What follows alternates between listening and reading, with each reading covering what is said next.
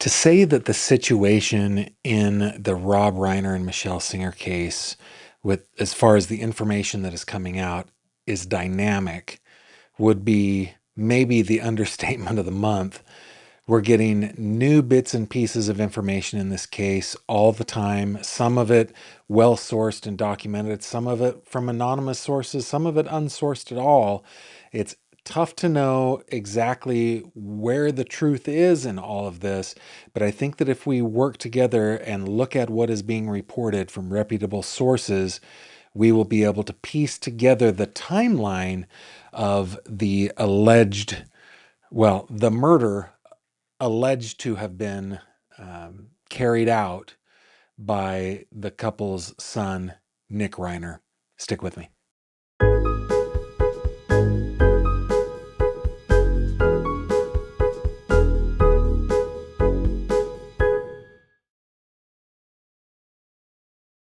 This video contains mature themes and discussions intended only for adult audiences.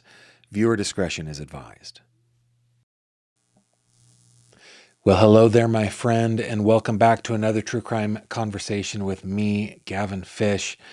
So glad that you're here. On this channel, we like to cut through right to the nitty-gritty of true crime. If that is your thing, then you are in the right place. Thank you for being here. Wherever here is for you, I'd love to know where you are joining us from. Please tell us where you're joining us from in the comments on the live chat, or if you're a part of the rewatch crew, in the comments below. Okay.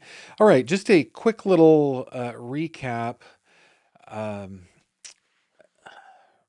Sometime Saturday night or early Sunday morning, these two Hollywood luminaries, Rob Reiner and his wife, Michele Singer Reiner, both producers, Michele, a celebrated photographer, of course, Rob Reiner, a celebrated director, actor, producer. They were discovered deceased in their Brentwood mansion. Their son, Nick Reiner, was arrested later that night for the murder of their parents. We don't know exactly what led police to Nick Reiner. We heard speculation that the Reiner's youngest daughter, Romy, had said something, or Romy?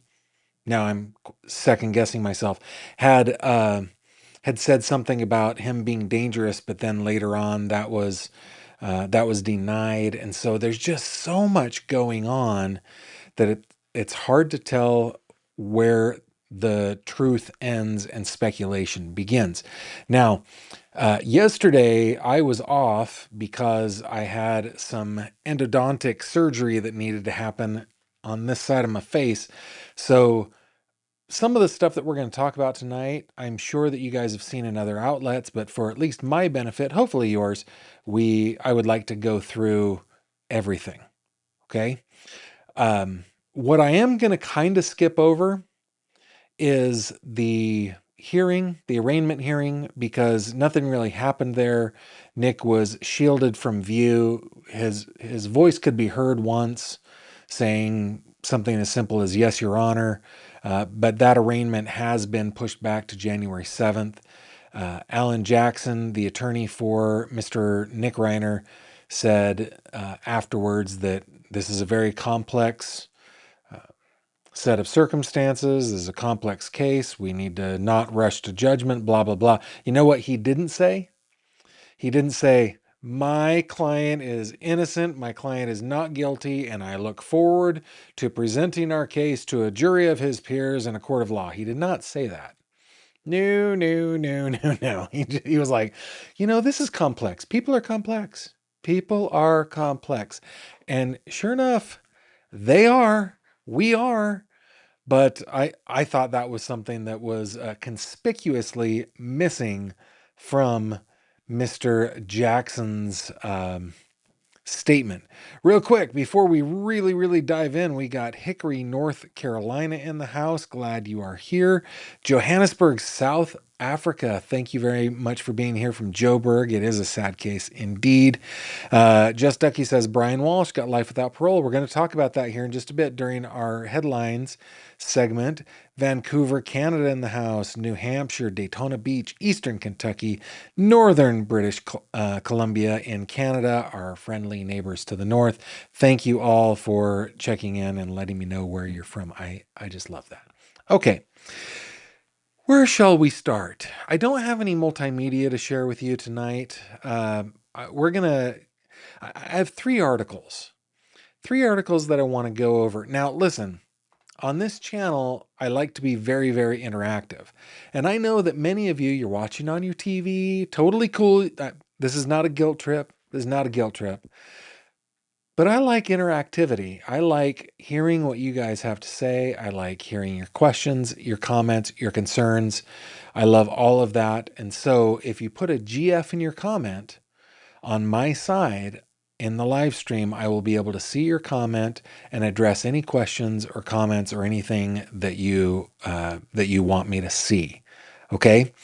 The first article that I want to bring to you is one from CNN. Join me, will you, over here on the old Acrobat.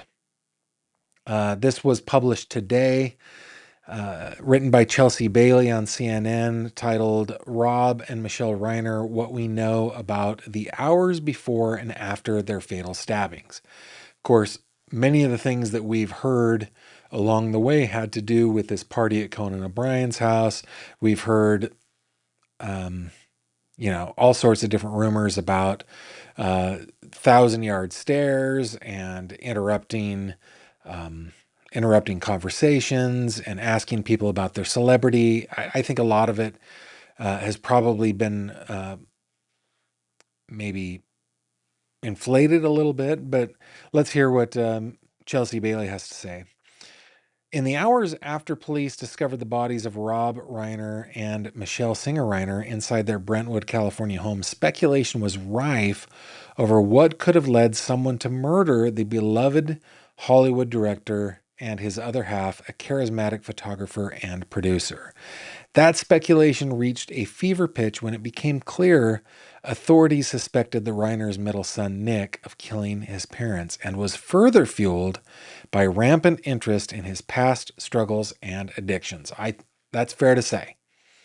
Sure. I'm like, on this very channel, we tried to get inside the mind of Nick Reiner, right? We're like, what is it?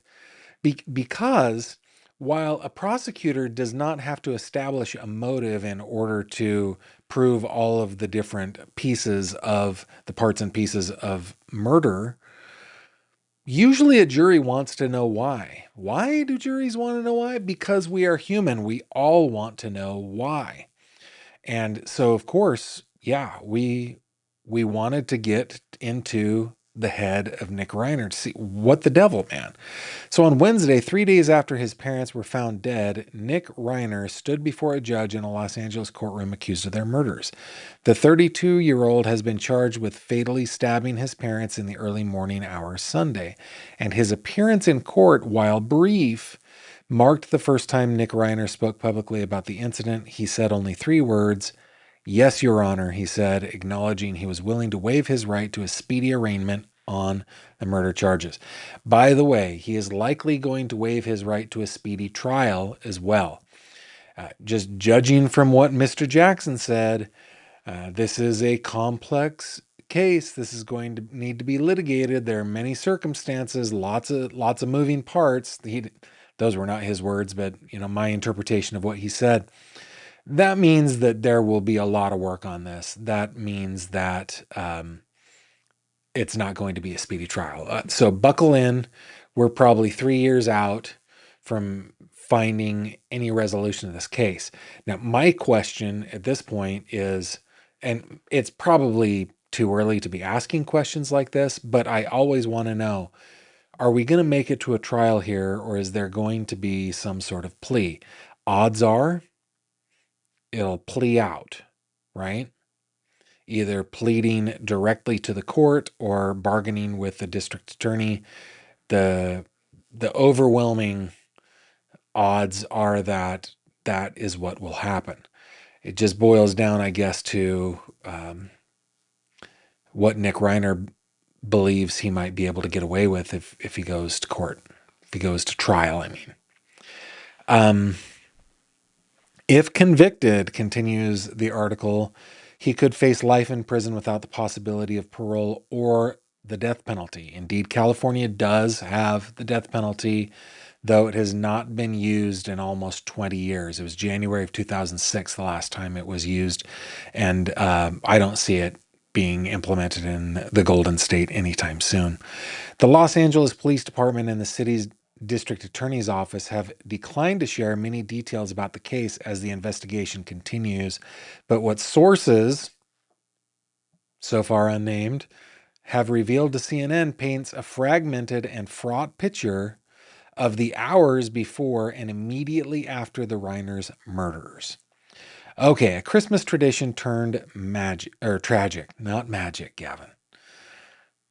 By all accounts, isn't it funny how the human brain works? This is definitely, guys, this is definitely a tangent.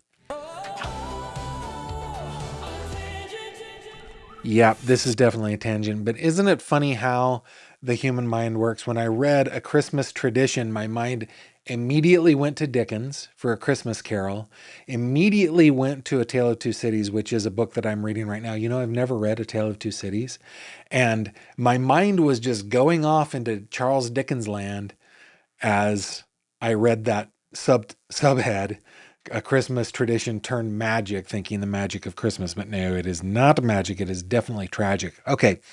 By all accounts, Conan O'Brien's annual Christmas party is attended by a veritable who's who of comedy legends. Adam Sandler, O'Brien's neighbor, has joked he looks forward to the gathering every year because of the ham. That's funny. That's very funny. I Sandler. Bill Hader once regaled O'Brien's TV audience with a tale of a Christmas inferno after a wayward flame ignited an outdoor couch. Tom Hanks has been known to stop by, as has comedian Martin Short. Rob Reiner, who had long cemented his place among Hollywood's comedy set with his affable nature and signature observational humor, fit right in at O'Brien's festivities Saturday night. But according to a source familiar with the incident, the holiday cheer that typically forms the soundtrack to the celebration was ruptured when an argument broke out between Rob Reiner and his son. The source did not share details of the argument, but they say Rob Reiner's wife Michele had also attended the party.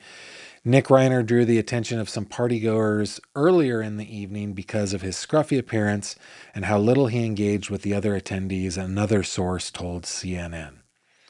That partygoer recalled seeing Nick Reiner standing alone by the fire pit, smoking a cigarette and speaking to no one. At a party where most guests were dressed up, the source told CNN he was dressed casually in a hoodie, hat, and jeans. He's the John Fetterman of the Hollywood comedy set, apparently. Investigators are now zeroing in on the critical hours between when the Reiners left the holiday gathering and when their bodies were discovered the following afternoon. We've learned about Romy Reiner's, I guess, discovery of her parents.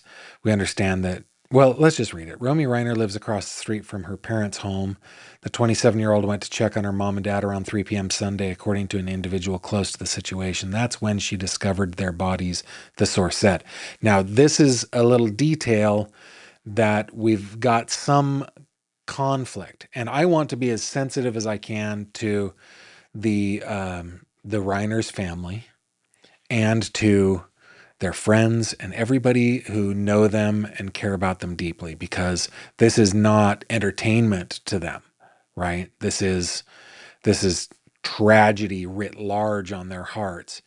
On the other hand, I mean, this is something that we do for our education, our own understanding of crime, right? We have to be sensitive to the family, but we also have to get to the bottom of this. And I think that we will over time. But the conflicting information that we have here is that she found her father, and then she went outside and asked the friend to call 911, and it was later paramedics who said her mother had died as well. But again, these are just reports from unnamed sources. By the way, I did see video on Brian Enton's program that Alan Jackson had been out to the crime scene. Brian pointed out that Alan Jackson often does do his own investigation, which is typical. I mean, that is very, very typical of a defense attorney, right? You can't just go on the police's investigation and the discovery that you receive. But Alan Jackson is known to conduct thorough investigations. He was out at the crime scene over the last day or two. Romy Reiner fled the home, found a friend, asked them to call 911. A source familiar with the incident told CNN LAPD officers arrived at the house in Brentwood around 3:40 p.m. where the bodies were discovered in their bedroom.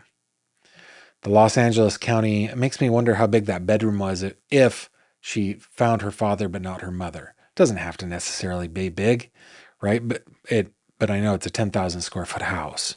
That's a big house. The DA's office said the Reiners were fatally stabbed, and a report from the Los Angeles County Medical Examiner's Office cited their cause of death as multiple sharp force injuries. Now, we don't know. That this is another one where we're not sure, right? We're not sure. Sharp force injuries, we know from studying other cases, for example, the Ellen Greenberg case, sharp force injuries can be slicey and they can be stabby. And I don't mean to make light of this, but you guys know what I mean. They can be slashy or slicey, and they can be pointy, stabby. So early reports that there was a throats cut may be accurate. They may not.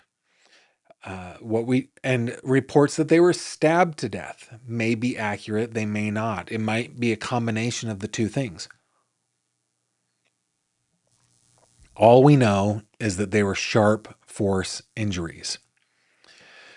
Through interviews with the Reiner surviving family members, detectives learned that Nick Reiner had been staying in the guest house on his parents' property. I'm just going to bring up a photo again of Nick Reiner. A source told CNN. Detectives were also told about Nick Reiner's history of drug addiction, a topic he's been open about, and the argument at the Christmas party the previous night, the source said. Rob Reiner and Michele Singer Reiner's deaths were declared a homicide, and investigators soon began searching for their son. This has been a question for me. Do I have a couple photos? Oh no, I messed up these photo buttons again, didn't I? Give me a second. Let me make sure that I've got my buttons working here, guys. Let's see, this one, and then, yeah, just want to make sure that my buttons work. Okay. I mean, look at that photo, man. This is a father and mother, right? That they knew that Nick had been having issues with mental health, reportedly issues for a while. His substance abuse had been a thing since he was a teenager. We watched that podcast interview with Rob Reiner and Nick Reiner over on, what was it? Mercurio's podcast from 2016. This was a family that I think they bent over backwards trying to help their son in the best way they could. And like, there's no manual for this, right? Parenting is really hard, and it gets harder. It actually gets harder the older your children get. At least that's my experience.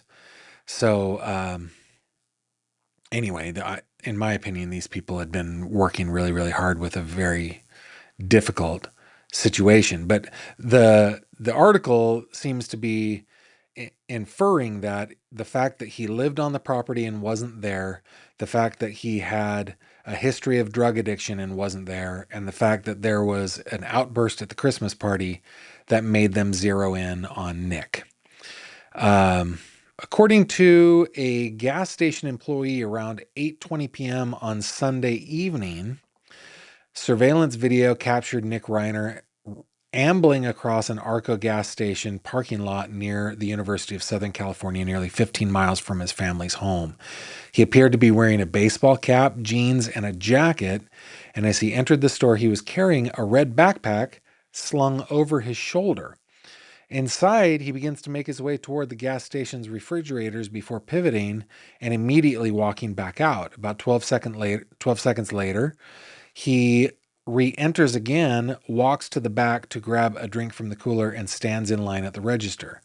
Video obtained by CNN shows him swaying and pacing slightly and occasionally glancing over his shoulder as he waits for his turn in line. I wonder if that is an indication of some kind of paranoia, some kind of schizophrenia, or something as simple as coming down from the... I don't want to say it so that you feel like I'm saying that it's a positive thing, but maybe the rush, the adrenaline rush of possibly what he had done hours earlier. Though we understand that they probably died in the early morning hours based on other reports, again, unnamed sources. So it had been hours, but still he had allegedly, if he did it, right, murdered his parents. And would he be coming down off of that adrenaline high? I don't know. Or maybe he's got some sort of schizophrenic episode or paranoia episode, something like that. I don't know. He appears to pay for the drink in cash before exiting the store. Here's a photo, a still photo from the video surveillance. The cameras outside the gas station captured Nick Reiner walking across the parking lot and into the night. Less than an hour later, the gas station's cameras were trained on the intersection of Exposition Boulevard and Vermont Avenue when an ambulance barrels through the intersection, closely followed by a police car. Then, as if synchronized, cars that just moments before seemed to be waiting for the light to change turn on their police lights and converge on a man standing across the street. Wow. Bathed in the flashing lights of multiple unmarked police vehicles. I've not seen this part of the video. I've seen a little piece of the video, but I have not seen what was just described, right? Just like people waiting patiently for the light to turn, then whoo, lights. Wow. Bathed in the flashing lights of multiple unmarked police vehicles, Nick Reiner put his hands up in the air. Police took him into custody at 9:15 p.m., according to a statement from the LAPD. Okay, speculation tempered with compassion. 2 weeks before Rob Reiner and Michele Singer Reiner were killed, their daughter Romy posted a series of photos from a family vacation. Give me just a second. I want to see if they are up still. They are. Let me bring them over here, see if we can zoom in a little bit.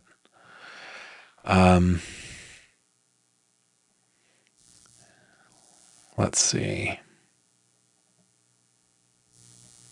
Yeah, thankful for family, health, and followers of any age, not thankful for the president and the state of our country. Okay, so she's as politically active as her parents, which is totally cool. Can be that. Yeah, so family vacation. That's and it looks like a beautiful, beautiful vacation.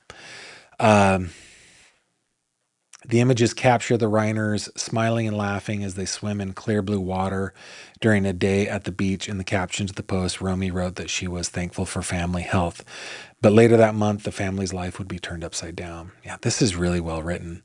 In a statement Wednesday, which I missed yesterday because of my aforementioned endodontic intervention, Jake and Romy, two of the Reiners' surviving children, said, quote, "Words cannot even begin to describe the unimaginable pain we are experiencing every moment of the day.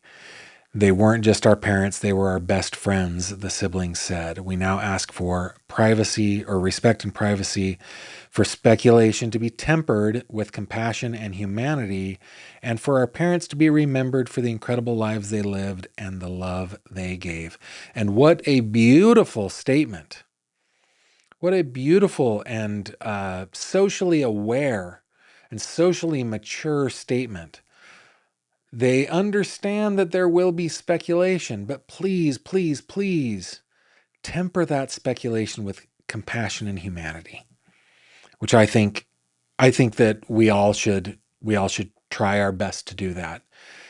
Temper the frenzy of just wanting to know what happened and what the truth is. I mean, part of that is just the part of our lizard brain, right? The human animal, where we're just like, we have to watch this train wreck, but also part of it should also be a desire to learn, a desire to grow, a desire to prevent things like this in the future, a desire to maybe apply things that we might be able to learn without blaming victims to the way that we live our lives. So I think that is a beautifully written and released statement, and I'm going to do my best to follow that request. Now, before I go on to the next article, I would really like to see what you guys are saying over in the comments. I'm sure that they are tempered with amazingness. Uh, let's see. And remember to put GF in your comment um, so that I can see what it is that you're saying. That which is 214 says Nick said on the Dopey interview that he alone was responsible for his drug use. I think that, yeah. Real Justice says Nick had a black backpack when he is seen at the first gas station. Then he had a red backpack at the store.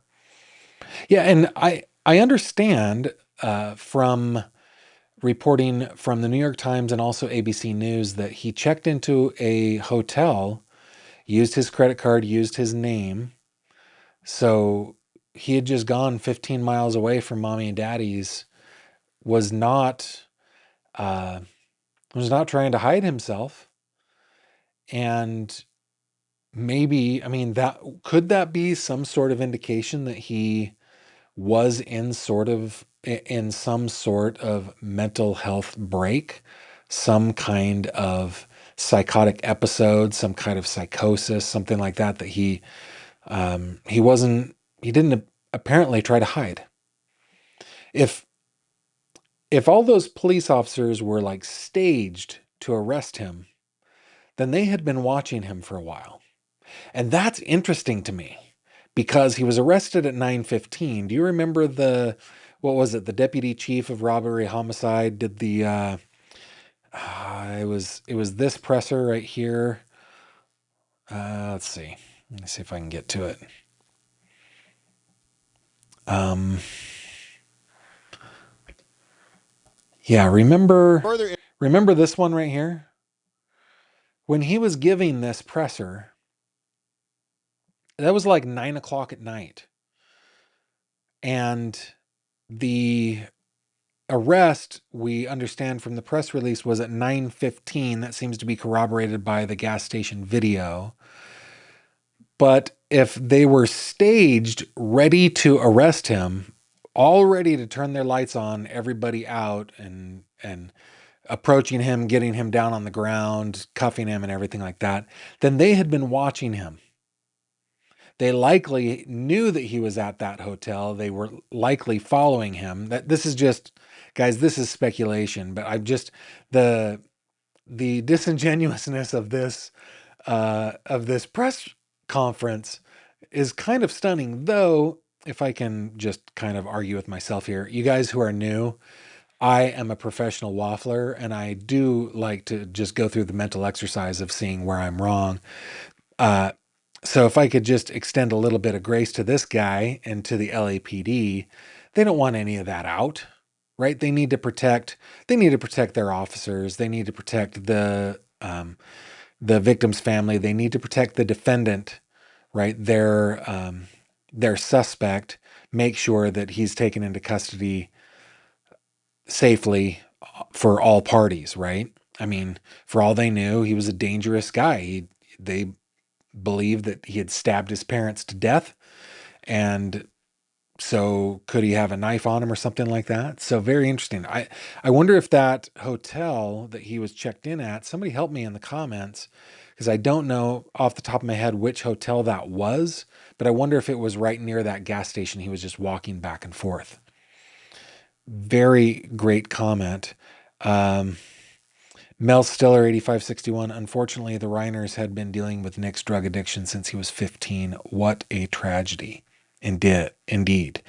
Real Justice says Nick had his phone with him when arrested, proving he did it because his rents were found at 3:40 p.m. and Nick never contacted his sis or bro and never replied to their calls or texts about. Oh, parents found, probably. Parents were found. Got it. So I have not seen any reporting on that yet. That he hadn't contacted his brother and sister, hadn't replied to their calls and texts. I would imagine that that is true, right? If you find your parents dead, stabbed or sliced to death, sharp force traumatized to death, and your brother is missing, you likely would reach out to him. So I find that that is, I mean, that seems legitimate to me that that would have happened, though I haven't seen any reporting. Mooney says Alan Jackson was Phil Spector's prosecutor. That's right. He prosecuted Spector and won. Man, watching Phil, I almost said Alan Spector. I combined the two names. Phil Spector. That courtroom was something else. That trial was something else. And if you have you ever read this once again? Oh my goodness, Gavin! This is twice in one video. Yes, this is a tangent, but have you read anything about the Ronnie Spector story? Phil Spector was a piece of work, man. He was a piece of work. Okay. Let's see if there's anything else you guys want me to see before I go. Cooler by the Lake 30 says, we need to be patient. Let the LAPD do their job. We'll find out in due course. I only hope some kind of deal can be worked out so the family doesn't have to go through the circus of a trial. That is very compassionate of you, and that is something that we probably are constantly struggling with inside each of us, right? We really want that trial. We want to know what happened, but also we do want the victims' families protected. Very good. Emmy Nikolov, the Pierside Hotel. So let me look that up here real quick. Let's see. Pierside Hotel, Los Angeles. Maps. And then he was arrested. Yeah, bear with me for a second. He was arrested near the corner of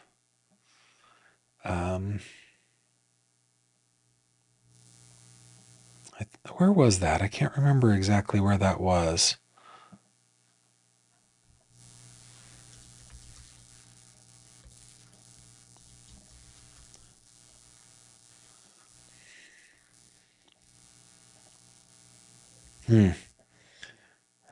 I'm looking at I should show you guys what it is that I'm looking at here. So there's the pier side in Santa Monica. So yeah, that's nowhere near USC. Santa Monica is way far away from USC, which is more downtown. So yeah, I'm not sure. Thank you, Emmy. Thank you very much. Let's bring our victims back up. A couple more comments. Francis De La Rue, 4519. Gavin, I thought it odd he entered into the hotel and they found blood all over his hotel room. How did they check in undetected if they found blood in shower and room? I don't know. And Heather Whatever points out Pierside Hotel Santa Monica, arrested outside of USC. Thank you. Thank you guys. I appreciate that. Thanks, Emmy. Um, so yeah, and I hadn't read reports about blood inside the hotel either, but there are a couple more things. Oh my goodness, this is already going on pretty long. So I might switch. I think I have, instead of 3 articles that we're going to read two, we're going to read the Rolling Stone article. Okay, so come back with me over here to Acrobat. And this is reporting again from today from Rolling Stone. Rob Reiner, Michele Singer allegedly killed by son. Everything we know. This one is pretty pretty concise. I'm going to skip over things that we already know. Okay. The scene of the crime. Reiner and Singer were found dead Sunday afternoon, December 14th. Paramedics were called to the home at around 3:30 p.m. and officers were dispatched after firefighters discovered a death. In an interview with the New York Times, a person close to the Reiner family who requested anonymity said the bodies were discovered after a massage therapist showed up at the house for a scheduled appointment but was unable to enter. The massage therapist called the couple's daughter, Romy, who came by with a roommate. Romy entered the house, found her father's dead body, and ran back outside, at which point her roommate called 911.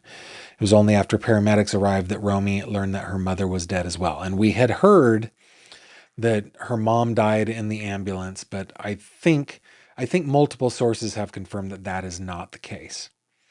At this point, the source said Romy informed authorities that her brother Nick was living in the guest house on the property, but she did not suggest that he might be a suspect or be involved in any way. At the time, Nick was not on the property. Okay, the suspect. Investigators descended on the Reiner home Sunday night, and there was plenty of chaos and confusion as detectives revealed they were still waiting for a warrant to properly search the house.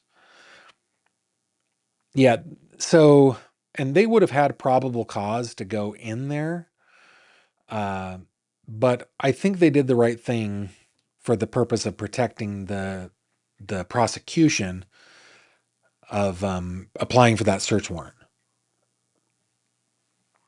I think once they decided that there was nobody dangerous in the home, like the suspect wasn't in the home, that's probably when they backed out, got the search warrant. And they typically will wait for that search warrant, even to have the initial team go in to take photographs. Usually it's done in waves, right? The first wave is, uh, once the search warrant is approved and received, go in and photograph everything as it is by a professional crime scene photographer who won't mess up the scene, right?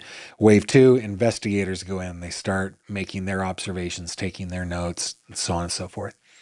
Anyway, at the time, too, Los Angeles Police Department Deputy Chief Alan Hamilton said police were not seeking anyone as a suspect or as a person of interest, but already sources were telling Rolling Stone and other outlets that Nick was believed to have been involved in the homicides. Nick was the couple's second of 3 children, born after his brother Jake and before his younger sister Romy.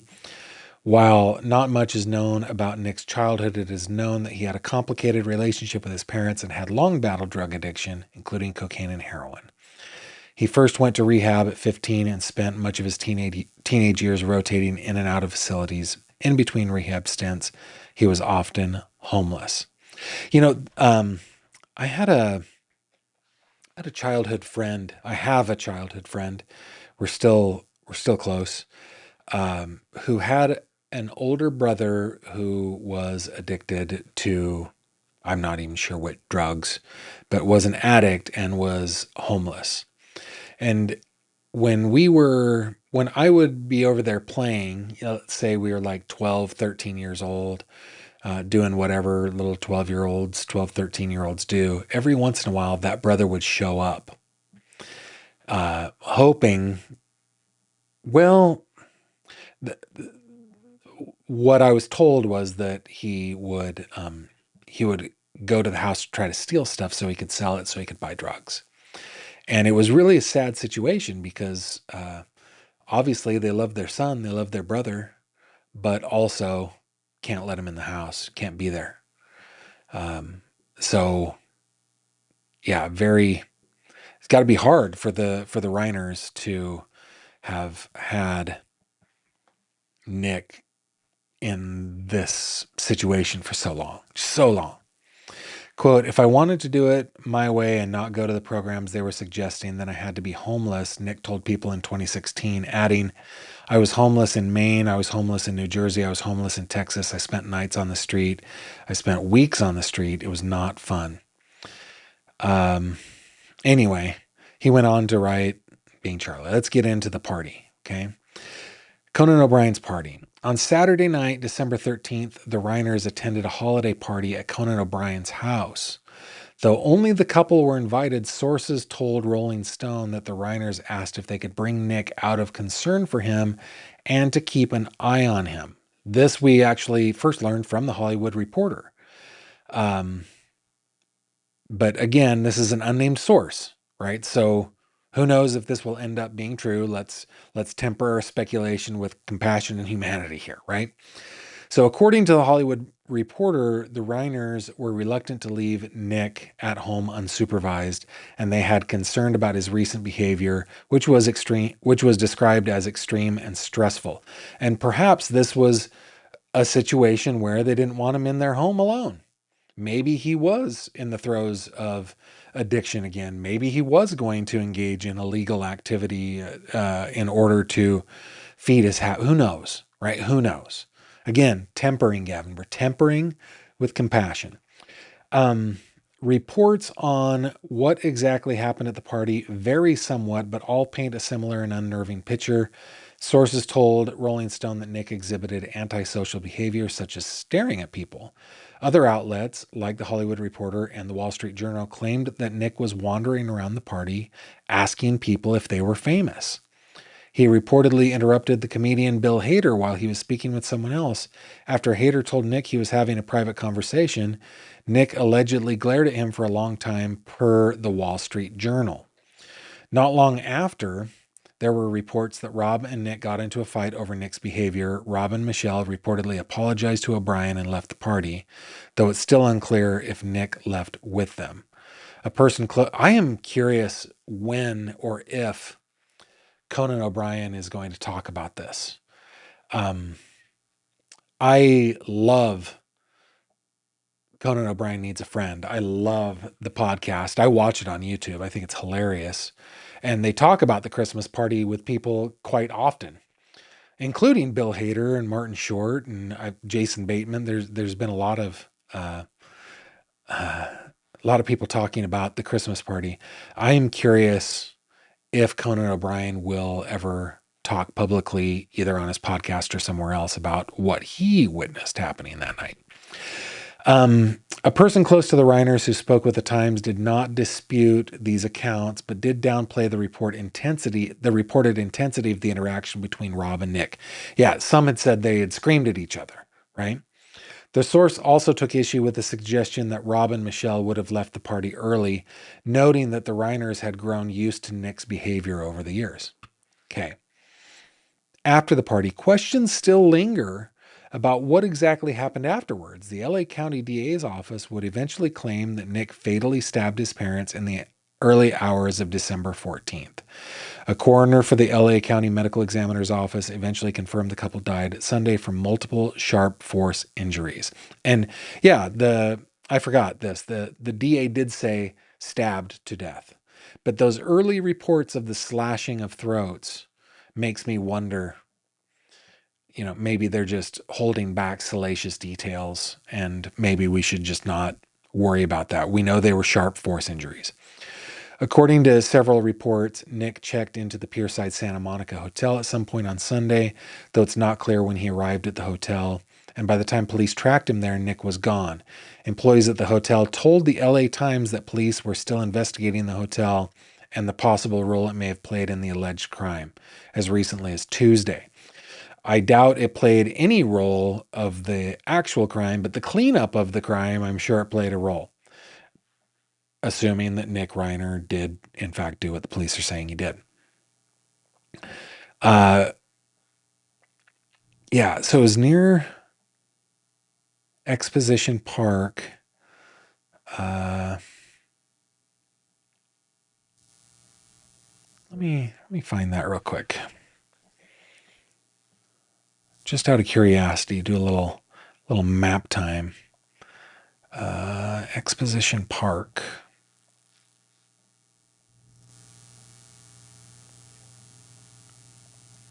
Okay, so bringing you over here to the website. This is the hotel right here.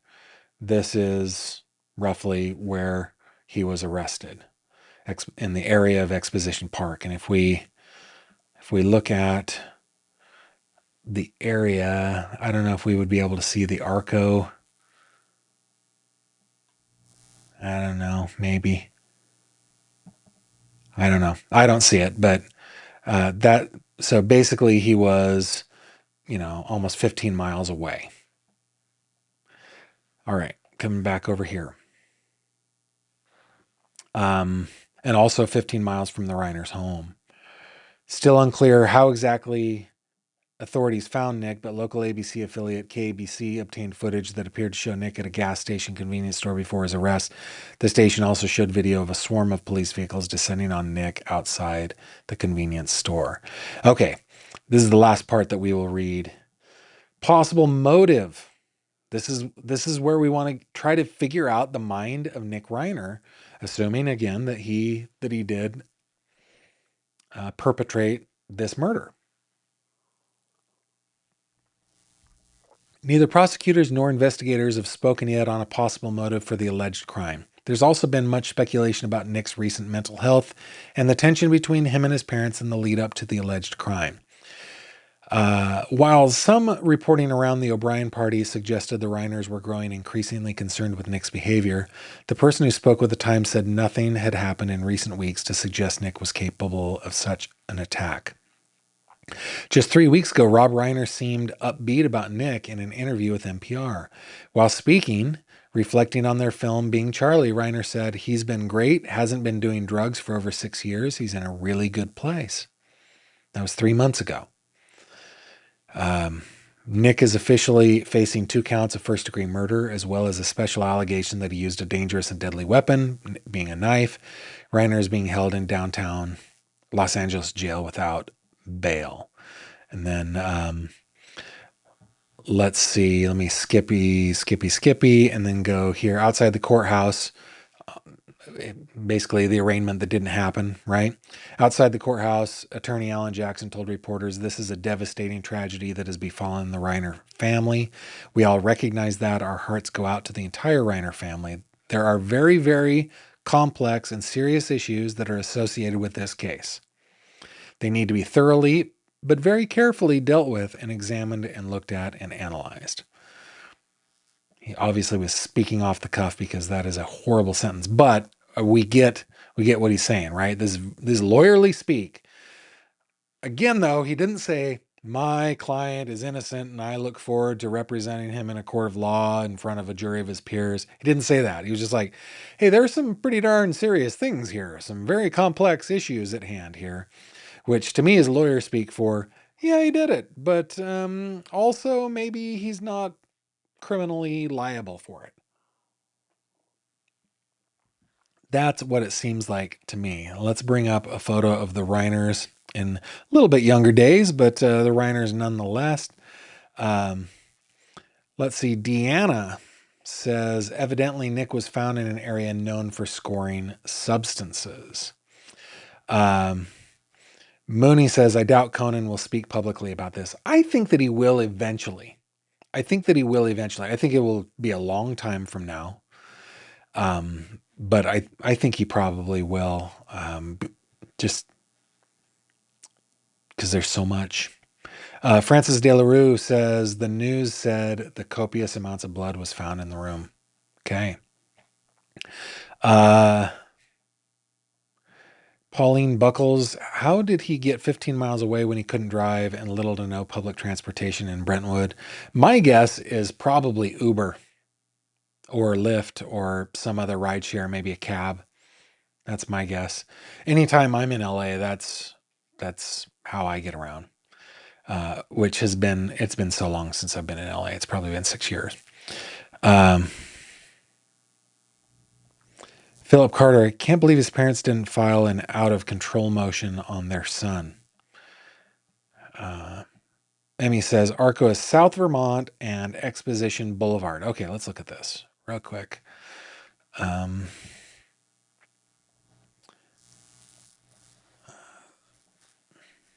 What just happened? No, I don't want to sign in. South Vermont and Exposition Boulevard. Let's see if we can find that. Okay. So, there it is. Yeah. So, it looks to me that he was, so here's the Arco, and I don't know the direction it was looking, if it was across the corner, if it was kind of this way or whatever, but it looked to be pretty far away, that video, where Nick was arrested. But there is the Arco, and there it is right outside of Exposition Park. Thank you very much, Emmy, for that. You're a good little detective. You're a good investigator. You should, not using the word little diminutively, I'm just saying that's what my dad would say to me. You're a great little detective. Let's see. Philip Carter, Brentwood is the same subdivision O.J. Simpson lived in. That's correct. Yep. Carlene, Gavin, if you can find that picture of all three kids and the parents at a table at some event, the look on Nick's face, in my opinion, says it all. There was something seriously wrong with that boy. Let me see if I can find that picture. Rob Reiner, Michele Singer, kids. Let's look at where they're around a table.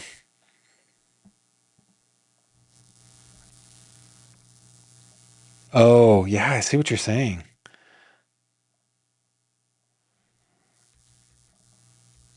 Let's, yeah, it looked like he was having a moment for sure. It's tough, man. It's tough. I feel so bad for this family. Anyway, guys, will we ever know the motive? Will we ever know the motive behind the slaying of Hollywood icons Michele Singer Reiner and Rob Reiner? I think maybe.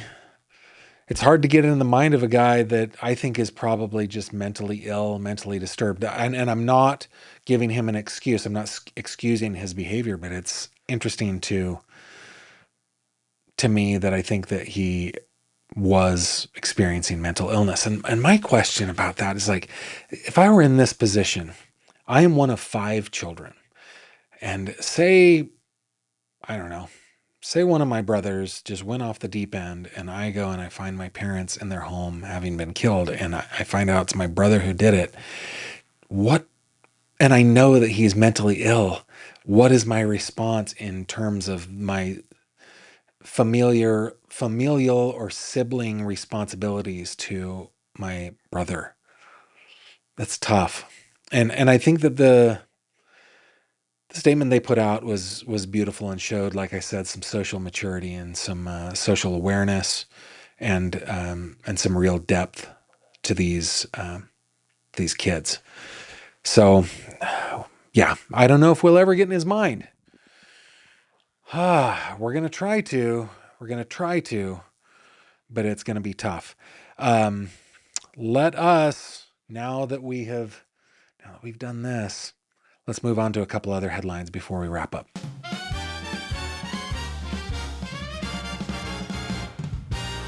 True crime headlines.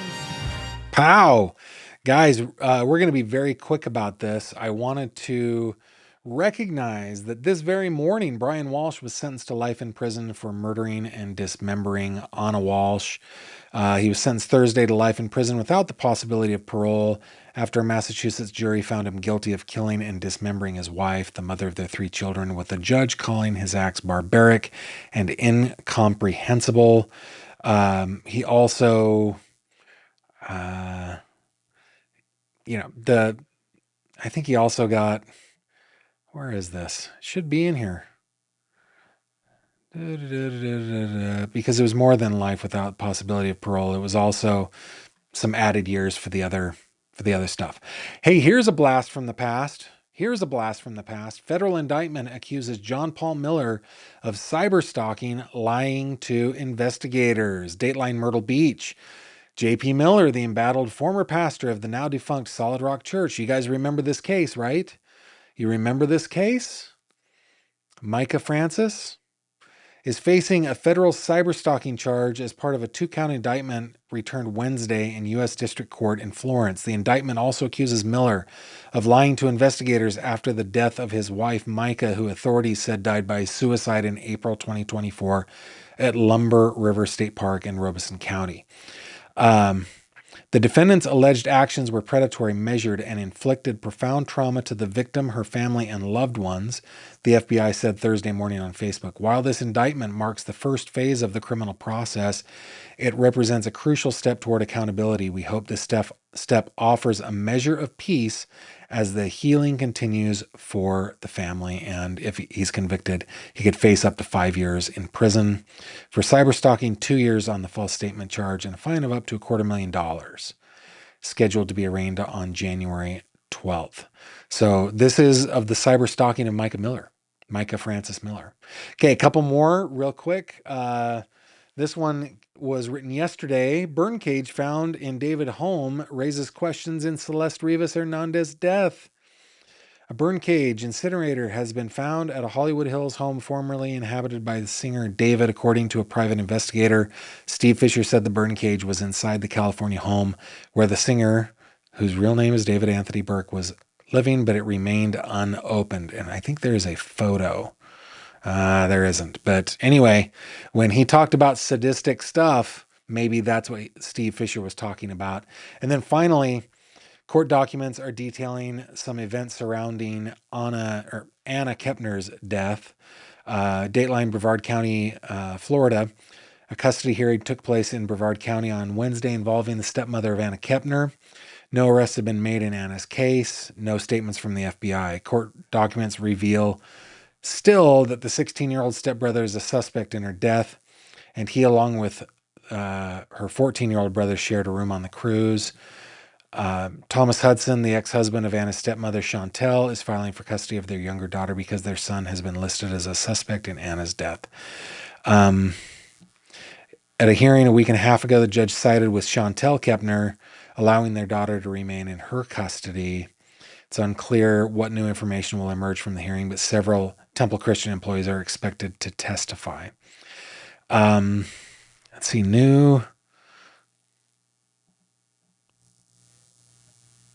see, Oh, it just talks about Chantel's parenting, so it's nothing major about the case. We're still trying to figure out when there are going to be charges on that case. So we will keep our finger on the pulse on that one. Now it's time for 3 questions. Here we go. It's 3 questions with Gavin Fish. Pow! If you're new here, 3 questions is a segment that we do to end the show. These are actual questions from you. You can send them to 3questions@gavinfish.com. That's spelled out THREE questions@gavinfish.com. You can send 1 question. You can send 1,000 questions, and everything's on the table. Nothing is off the table. You can ask me anything. I've had a couple of uncomfortable questions, I gotta say, but today they're actually pretty easy. Number 1.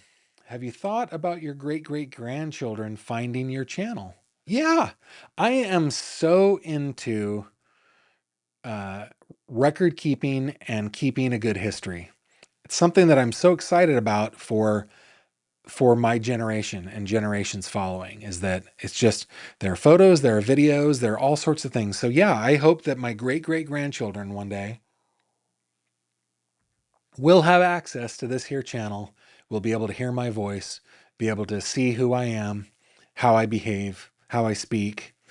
And I hope that they find me a person that is worthy of their admiration. But beyond that, I don't really think all that much about legacy. But yeah, it'd be cool. Question number 2. You live in the PA wild, so Bigfoot is real, and have you seen him or her? Guys, Bigfoot is a thing out here. It is a major thing out here. Everybody believes that Bigfoot lives out here. The Yeti, the Sasquatch. We see plywood cutouts of him or her all the time. But no, I have never seen the big-footed one. I have not. Question number 3. This one's long. How did you go about creating Baby Gavin? Baby Gavin has not been on the channel for quite some time, guys. But there for a minute, we had a little character named Baby Gavin who would introduce the show. I got mixed feedback about Baby Gavin. So I decided to retire him, and we retired him using a Baby Gavin is Missing game. And I think in 2026, we're going to do another game like that. Okay, what AI program did you use, and how did you get him to do the cute little actions he did? Did you use a picture of yourself to create him? I miss him. I always looked forward to seeing what he was doing next. I'd love to see him make an appearance every now and then. Well, maybe Baby Gavin can come back every once in a while. I used I think I used ChatGPT at the time to make a baby picture of myself. And then once I got a picture of myself, I would have ChatGPT create an image of a baby doing something, and then I would put that head on that baby to create the image. And then I would take it at the time over to Kling AI and have it animate. I would record my voice, and then Kling AI would kind of marry the two together and make him talk and everything like that. That's how I did that. There are better ways to do it now. AI is moving at a rapid pace, but that's how I did it then. And those are the 3 questions. Don't forget, you can send in 3 questions to me, 3questions at gavinfish.com, 3questions at gavinfish.com. I will do my best to answer all of them. And then lastly, before we call it a night, and I know that I'm running a little bit late, I just want to remind you that you can always reach out to me through my website, gavinfish.com, gavinfish.com. On gavinfish.com. By the way, thank you so much to everybody who supports me, man. You patrons, you YouTube members, thank you so much for your financial support. Thank you to those who put money in the tip jar, who send me a PayPal or a Venmo every once in a while. I deeply appreciate it. I also love it when you guys will buy Autumn, my lead moderator, a coffee. So if you're ever wondering how to support the channel, just go to gavinfish.com, click support me, and there are lots of ways to do it. And thank you. Thank you very much for doing that. Also, if you click on this little fishy icon right there, that will take you to the fish tank, where you are always cordially invited to join us in the tank to talk about different things. I have found, by the way, I was going to go to media because I recently posted an old photo of myself. This one right here. Oh, it just hurts to look at it. I think I was 16 here. I really loved tabbed collars at the time. I loved them. And I liked tie bars and everything. Anywho, I just found like thousands of negatives of my childhood and like my high school years and stuff like that. So I'm going through the process of getting those all scanned in, and I will post some of those to the tank. All right, with that, guys, don't want to belabor this. I bid you adieu. Thank you very much for being here tonight. Wherever you are, I hope that you take care of yourselves, and I will see you on the next one, which will be tomorrow, right here at this very place, 6 p.m. Eastern. Until then, take care of yourselves. Thank you very much for watching this video. If you liked what you saw, please consider subscribing. And if you have any questions or comments, please leave them below.